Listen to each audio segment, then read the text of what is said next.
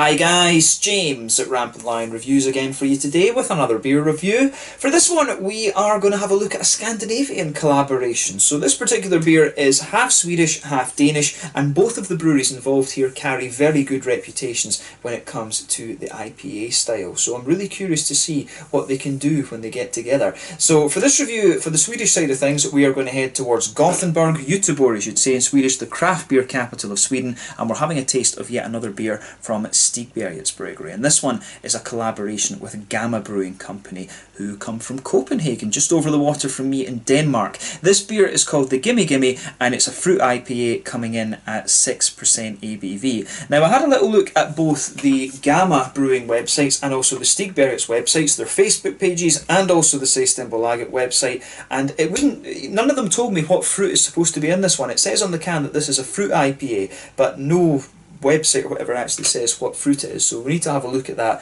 when we have a taste of the beer. But I'm very curious to see how this one turns out. This is another beer that was released on the Små Partiers on the 4th of October 2019 through Systembolaget here in Sweden. So hopefully it's another good beer, and I hope you guys enjoy my take on it as well. I've had very good experiences in the past from both of these breweries. Gamma Brewing, actually, I would say, are one of the best IPA producers in Denmark at the moment, so definitely worth checking out if you get the chance. And Stigbergets, of course, have produced some of the really classic Swedish IPAs such as Muddle and GBG Beer Week and Amazing Haze and all of these kind of things. So yeah, hopefully you guys enjoy my take on this beer as well. I'm curious to see how it turns out. So anyway, as is usual with my reviews then, I'll tell you a little bit about the breweries before we taste the beer. If you want to get straight to the tasting, just fast forward. All the usual links are in the description below. That's the brewery websites, the link to my other reviews that I've done, both from Stigbergets Bryggeri and from Gamma Brewing. No doubt I'll add more to both of those lists in the fairly near future. There's all the usual social media. If you want to see more beer reviews, do please consider subscribing to the channel. The whole channel, of course, has a geography based tagging system, so you can go into the homepage and search for beer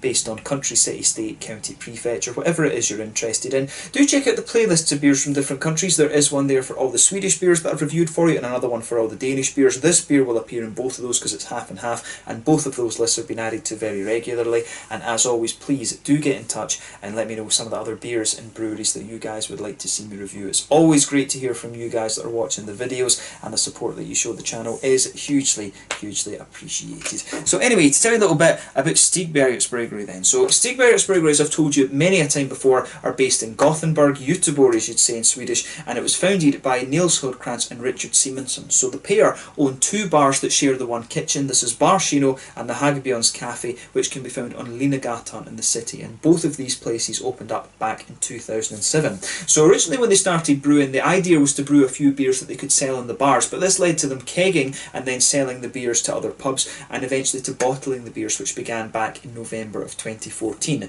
The original beers that they were producing were mainly English and German styles, but more recently, of course, they began expanding into the more hoppy American styles of craft beer, and this is where they really started to make their name. The original head brewer that they had was Ole Andersson, who is one of the co-owners of OO Brewing. He was the creator of the likes of the Narangi, the Amazing Haze, the Muddle, and the GBG Beer Week beer, where the whole New England craze in Sweden started because of this guy pretty much. But after a while he was replaced by Barnaby Struve, who was one of the vice presidents at Three Floyds, and he has since moved on as well. But quite recently they opened up a new brewery at Partihalarna. They brew 5,000 litre batches there at a time, and they've been working on some sour beers more recently as well. But they also started selling their beers in 440ml cans and these little 330 milliliter taller cans as well. This means that they're able to export their beers a lot more as well, and they've also got a brew team now of Ollie Banks, who used to work for Beavertown in London, and Lucas Monroyd, who used to work for All In Brewing, one of the many gypsy breweries that you can find around the Gothenburg area. So a brewery that is very well known for its New England IPAs. As I said, GBG Beer Week, Amazing Haze and Muddle was another one. Those are probably the best beers that these guys do, but they do try some other styles every so often, and since they've since Ole Andersson left, actually, they have focused a bit more on trying some different styles and things like that, with the sours and stuff coming out. But if you are interested, I would check out OO Brewing too. They're another very good Gothenburg brewery. But a very good brewery in Sweden when it comes to IPAs and things, so definitely check them out if you haven't already. I must have reviewed about 15, maybe even 20 of their beers so far, because they're always bringing out new stuff now. But that's all you really need to know about Stigbergets Bryggeri for the moment. If you want to learn more, of course, you can check out the brewery website.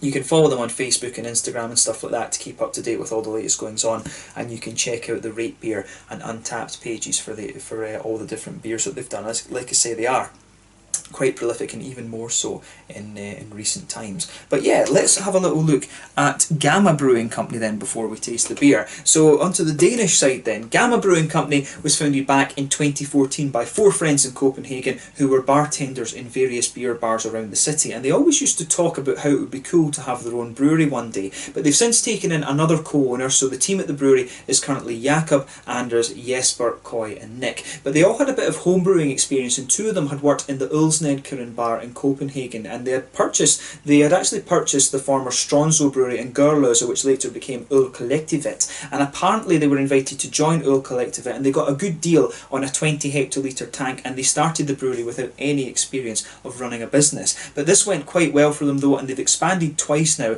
and they're producing around 50 hectolitres of beer per year, and they've started exporting as well, mainly to Germany, the Netherlands, Sweden, and I have seen some of their beers starting to appear in Scotland and England as well. So their exports are constantly growing. But one of the co-owners of this brewery is also co-owner of the May or Ulsnedkeren bar in Aarhus too. But Ølkollektivet is home to Ulsnedkeren, Gamma Brewing and Dry and Bitter, apparently they were also brewing the Bad Seed beers, if I remember correctly, under contract, and I think Ghost and Rooster used to brew there as well, but they've since moved on. But Ølkollektivet is where you'll find Dry and Bitter and Gamma Brewing, who I would say are 2 of the best IPA producers in Denmark at the moment. Both of those breweries are doing some very, very good stuff, and Gørløse, if I remember correctly, is a little bit kind of northwestish of the main city, the main centre, if you like, of Copenhagen, which incidentally is a very beautiful city, arguably one of the best beer cities in the world. I would argue perhaps the best beer city in Europe, but then again, Gothenburg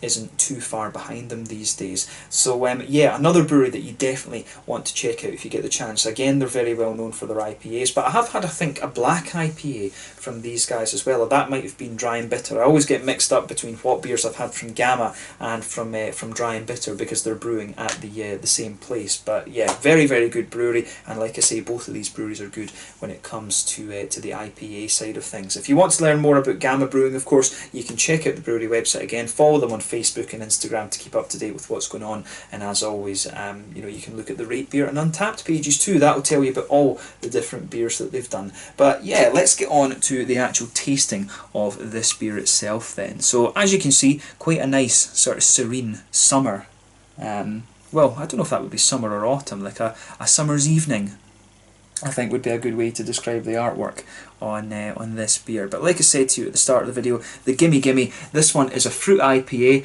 I don't know if it's mango that this beer might have in it. They like adding, I know that I've not actually had too many fruit IPAs from Gamma. I think they've been mainly, they have been mainly, just straight up New England IPAs that I've had from them before. But I'm curious to see how this one turns out. The artwork is beautiful. It's one of these thin, almost Red Bull, like 330ml cans. So let's just get this guy out then and get on with the tasting. I'm really curious to see how it turns out actually. So we'll get it out and into the glass. I think it's mango that they've added to this one. You can smell it straight away. Maybe a little bit of passion fruit or something. But look at that, nice murky looking beer, this one. So yeah, in terms of appearance then, the colour of this beer really gives it away that they've actually added some fruit to it. If I hold this one up to the light, it's actually a very murky, kind of yellowy orange colour, this one. It looks a little bit like pineapple juice or something like that. You can see, if I put my fingers behind the glass, there is pretty much no transparency to this beer. 1 or 2 big bubbles sticking towards the side of the glass, a few little ones heading up towards the bottom of that head there. The head, incidentally, is quite a bumpy, big bubbled, sort of creamy, foamy layer. But yeah, nothing surprising about this beer in terms of its appearance when you consider that it's an IPA, a fruit IPA. It's just a little bit darker than some of the ones you're going to come across, but that tends to be the case when you're actually adding fruit into the beer. So we'll need to guess and see what fruit they've actually added to it, because as I said earlier, it doesn't tell you on the can actually. So yeah, let's take a look at the aroma and just see how we get on. Nothing overly surprising about the appearance of this beer. Yeah. So straight away with this beer, what you're going to notice about it is, again, this one is quite milkshakey almost. It's got a little. It reminds me a little bit in terms of its aroma actually of some of the Ale Farm beers that I've had before. Ale Farm always has this kind of lactosey, milkshakey type aroma to their beers, and it really comes across in this beer too. So yeah, some nice, almost slightly vanilla-y notes, some milky, lactosey kind of qualities too. I would say. This fruit fly keeps going around, I can't get him. But yeah, this yeah, lovely kind of sugary, lactosey kind of note to this beer. A lot of oaty creaminess with it too, and you've also got a good little bit of there is a little touch of biscuity note to this too, but definitely some nice creamy oats, a little touch of a wheaty note, some white bread, and those kind of sugary, lactosey notes. It really has a kind of it really does have a sort of milkshakey base to it. It really does. In terms of hoppiness, on the green side of things, I would say that this beer really leans towards the grassy end of the spectrum. There's a good little bit of a grassy ester coming out of this one. Maybe a little touch of floral quality, but nothing overly kind of pungent in that regard. But the fruit is where this beer really starts to mix in with that whole kind of milkshakey thing. So I really think there is mango in here. I wouldn't be surprised if there's apricot or something like that too. Papayas maybe would be another one. It's really got that nice kind of papaya, apricot-y quality. I think definitely some mangoes too. Yeah, I don't think there's passion fruit or grapefruit in this one. It's not quite pungent enough an aroma to have that. So I would go, in terms of aroma, I would go mangoes, papayas, and apricots, I think.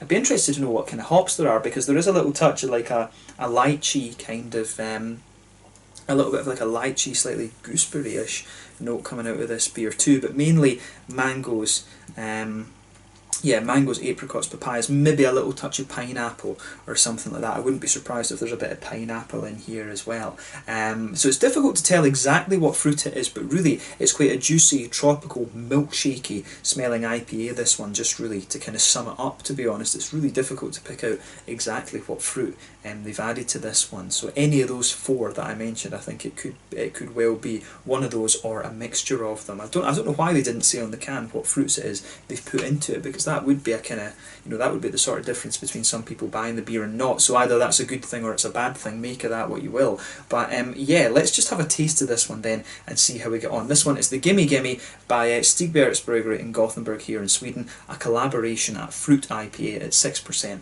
with Gamma Brewing Company, who are part of Ulkollektivet in Gurløse in Copenhagen in Denmark. Let's get stuck into this one. Slange, skål.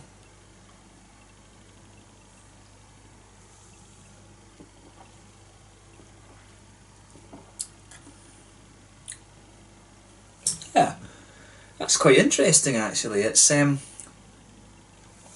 that's not quite what I expected. It's very, very smooth, this beer. That's the first thing you're going to notice about this one. It comes across as very, very smooth, but it's good, don't get me wrong on that.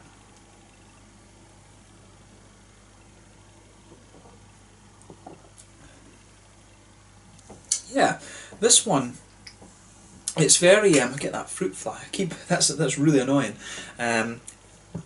It's this beer, the first thing you're going to notice about it is it becomes a little bit dry and grainy in the middle of your palate. The further you go into the aftertaste, it really has a little bit of a almost dry bitterness to the malt base, which is kind of interesting. So just pay attention to that in the middle of your tongue. But straight away you can feel this nice flat pale malty quality there. That just kind of spreads across the middle of your palate, and you will get a bit of a graininess kind of coming out of this one, a sort of bitter grainy quality pushing its way out in the aftertaste. In the very centre of your palate, I think there's a little bit of a biscuity note there. There is a little touch of sweetness to this one. The kind of oaty creaminess and, you know, almost vanilla milkshakey kind of note that was coming out of this beer isn't so obvious in the flavour.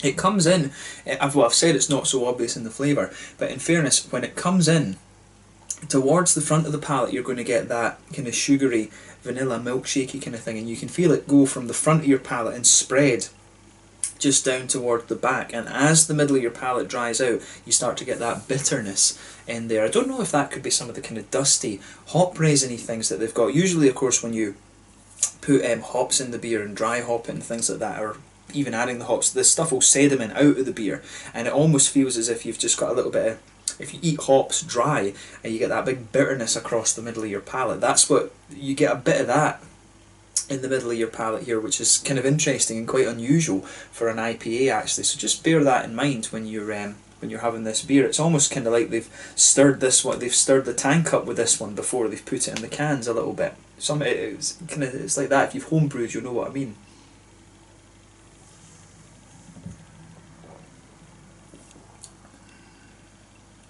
But yeah, I really like how that whole thing goes together. The way this beer, it sweetens up and then it dries up. It comes in sweet and then it just dries up, which is really interesting. But the malt base is quite simple. Like I say, smooth, pale malty quality, and it comes in quite sweet. I don't know if vanilla is the right word, but that milkshakey kind of lactosey quality that the beer has, some of the oaty creaminess there, a bit of biscuity sweetness in the middle of the palate too, but then it really starts to dry out and give you this almost floral, resinous, piney bitterness in the middle of your palate, which is really unusual. Back corners of the tongue, then you've got a little bit of you've got a little bit of an earthiness there, but then as you come further forward along the sides of the tongue, it's a little bit more. It is a little bit. You've got a bit of earthiness, but then you've got a little bit more of a kind of floral aromaticity. It really kind of, you get a bit more of that floral quality out of the beer, and then round the very front curve of the tongue, it's just that little bit lighter and grassy, and then the fruitiness is where you start to get a little bit of complexity out of this beer. One of the things you always have to say with fruit IPAs is that when you add fruit to the beer, it takes away a little bit from it. It almost suppresses a little bit the green side of the hops in the beer. So you can feel that a little bit with this beer.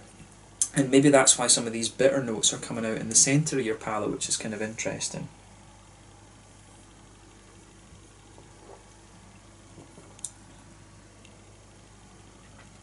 Yeah. I really like how that, how the whole flavour of this one goes together. I mean, mainly for me, fruit-wise, it's mainly mango. I mean, I wouldn't be surprised if it is just a bit of mango that's been added in here, but it does come across as being a little bit more complex than that. It has some kind of apricot-y, papaya type flavours. I don't think there's pineapple in this one. I'm pretty sure it's not pineapple that's in here. I think this is just mango. But in fairness, if you go towards that oily bubble behind the front curve of your tongue, where you get the we always usually get the fruity esters that come out of the hops, and if you go towards the back of that, there is a kind of darker, pungent, kind of grapefruity, passion fruity flavour to this beer. So that could be a few things. I mean, with the almost kind of, there is a little touch of like a resinous quality to this beer. Could they have added a bit of Chinook in here to give the beer a bit of bitterness? Pardon me. I wouldn't be surprised about that, because there is the grapefruit there, and then you have got a little bit of that. There is definitely a little bit of a kind of piney resin quality to this beer, and I mean, Chinook is the perfect hop to do that with. That's one of the interesting things to think about this beer. The other thing is they could have added Galaxy. Galaxy has a little bit of that passion fruity note, but then it gives you the lighter, kind of more pineapple-y, tropical-y notes, but it's not always necessarily pineapple. It can be a little bit more sort of lighter and juicy than pineapple is. So it's interesting, this one. I'm not sure exactly what fruit they've added to this. I would say I really want to say it's mango and maybe perhaps something else like papayas or something like that. But it does have a little bit of that darker tropical fruit that you'd normally associate with an IPA. So I wouldn't be surprised if there's a little bit of Chinook, or Columbus would be the other one. Columbus has that nice kind of spicy bitterness, but I think this one is a bit more kind of piney and resinous, to be honest with you. I'm not sure exactly what they've added to this beer, but it works out pretty nicely. But I would say, compared to some of their other IPAs, if you're going to drink this one, it kind of depends what you want. It's whether you want one of these slightly more milkshakey, fruity IPAs, or do you want a more kind of straight up kind of creamy, fruity, juicy New England IPA. This one is a little bit more. If you liked, for example, the $10 shake from Siren in England, or if you like the Ale Farm beers, this is one that I think is going to tick the boxes for you. Otherwise, if you want a straight up one, go for for example, Amazing Haze or Gamma are always releasing new things such as Atom and stuff like that. If you want a more straight up IPA, then there are other ones from both of these breweries that will suit that for you. This one is a bit more kind of almost milkshakey in some ways. But as a kind of as a beer itself, it is pretty nice. I mean, it just depends what your tastes are. I do like this one. Is it as good as some of the other ones that I've had from both of these breweries? Would I pick it over them? Probably not, but I mean, it's not as if it's done anything wrong. I think that's the way to say about this one. It's a nice enough beer. It's cool to see these guys collaborating. Pardon me, and if you like your more milkshakey IPAs, then it will tick a lot of the boxes for you, but cool to try it nonetheless, and I've enjoyed reviewing this one for you. So yeah, it's made me think a little bit, this beer, especially the way that there's a bit of hoppy bitterness in the middle of the tongue, which is quite unusual. So maybe it could actually have been that they've added some grapefruit to this beer, and that's what's doing it. I think this is one for my friend Peter over at the Clueless Drinker. I think he would quite like this one because it has that nice dark bitterness that he really enjoys. In terms of the mouthfeel then, I would say that this beer is pretty full-bodied, probably at the bottom end of full-bodied. Carbonation is very, very smooth. The mouthfeel overall, it is quite big, and it's a mixture between thick and wet, to be honest with you. It's quite a thick feeling beer, this one. In terms of IBUs, I think this one, the grapefruit gives it a good bit of bitterness, the hops give it a good bit of bitterness. I wouldn't be surprised if this one's around kind of maybe 50, even 60 IBUs, to be honest with you. It does have a good bit of bitterness. One of the things though is a lot of these beers will seem a bit more bitter than they would have to me a couple of years ago, because obviously we used to drink the West Coast IPAs, which could be 60, 70, even 80 IBUs, and you'd think nothing of it, whereas today we're more used to drinking the New England IPAs that are, 30 and 40 most of the time. So some of these beers might appear a little bit more bitter and big. You might perceive them as being more bitter than they actually are compared to what I would have a couple of years ago. So bear that in mind with this beer, but I think maybe about 50 IBUs with this beer, maybe 60 at a push with this one. Malt base, it starts off quite sweet, then it dries out quite a bit as I mentioned, and there's some nice juicy, big oily, fruity qualities to this beer as well. So overall, it's a really interesting one. Quite unusual compared to the other beers that I've had from both of these breweries. Definitely worth checking out if you like your more milkshakey, fruity IPAs. But if you want a more straight up thing, there are other IPAs that both of these breweries can do. So bear that in mind when you get this one. But cool to see two of the best IPA breweries in Scandinavia collaborating, and hopefully we see some other interesting things from them over the next little while. But let's leave it at that for this one. It's an interesting beer, this, so have a go at it if you get the chance. This is the Gimme Gimme from Stigbergets Bryggeri in Gothenburg here in Sweden, and Gamma Brewing, who are from just over the water in Copenhagen in Denmark. A 6% fruit IPA. I suspect a little bit of grapefruit and mango in this one, to be honest with you, something like that. If I had to nail my colours to the mast, I would say a bit of grapefruit. Or passion fruit. I'm more leaning towards grapefruit, and a bit of mango too. Difficult to pinpoint exactly what they've done with this, but a nice enough beer, so check it out if you get the chance. This one I think was about 40 crowns in Stigbergets, part of the releases on the 4th of October 2019. But let's leave it at that. Once again, thank you for watching my beer reviews. Until the next time, please like, subscribe, share, all the usual YouTube stuff. Let me know your own thoughts on this beer in the comment section below. Let me know what your favourite beers are, both from Stigbergets and from Gamma, and I'm sure I'll return to both of these breweries at some point in the fairly near future. Thank you again for watching, and I will catch you guys very soon. Until the next time, slàinte just now, and I'll catch you guys later. Slàinte, skål, cheers.